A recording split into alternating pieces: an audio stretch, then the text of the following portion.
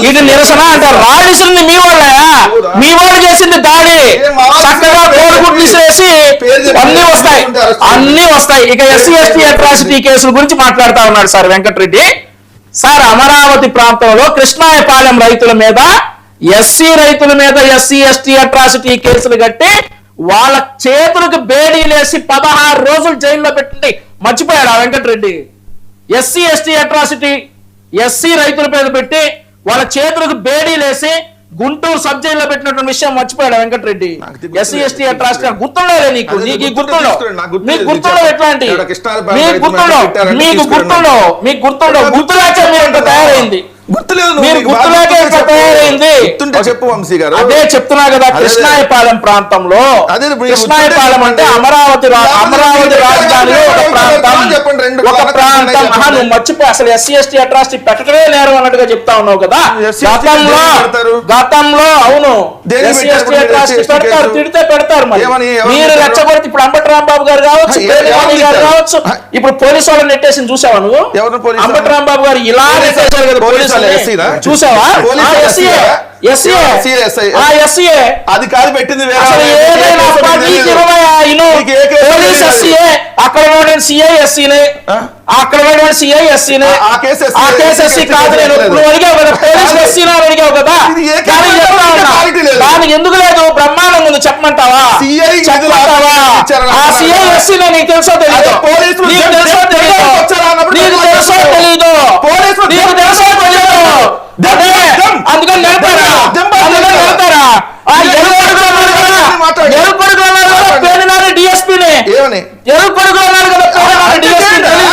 అందుకని ఇప్పుడు కాదమ్మా మీ ప్రభుత్వం ఉన్నప్పుడు ఆ తర్వాత జోగి రమేష్ అనేటువంటి వ్యక్తి మైనారిటీ ప్రాంతానికి చెందినటువంటి డిఎస్పీని ఎరా ఒళ్ళు బలిసిందా అని చెప్పి రోజా ముందే అన్నాడు ఇది మర్చిపోయావా ఎవరు మీ పేరు జోగి రమేషా మీ జోగి రమేష్ ఒక డిఎస్పీ నువ్వు అన్నావు కదా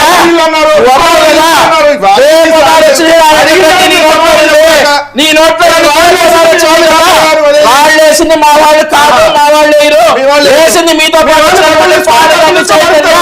పాల్గొండి చైతన్య ఇట్లాంటి బ్యాచ్ రాళ్ళు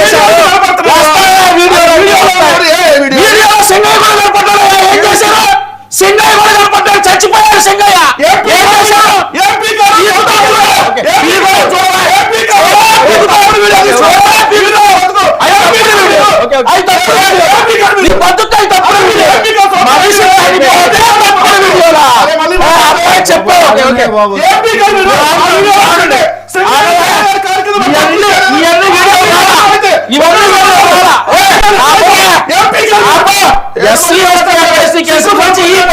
చెప్తా ఉన్నాడు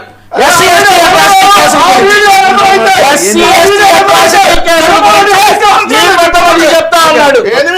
అన్ని జరుగుతాయి చేతగాని ఇంట్లో అమ్మ చెల్లి చెప్తున్నారు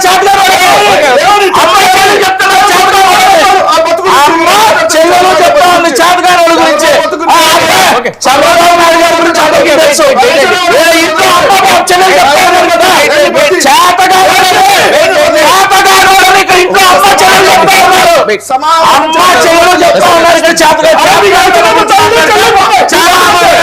అంతే ముందు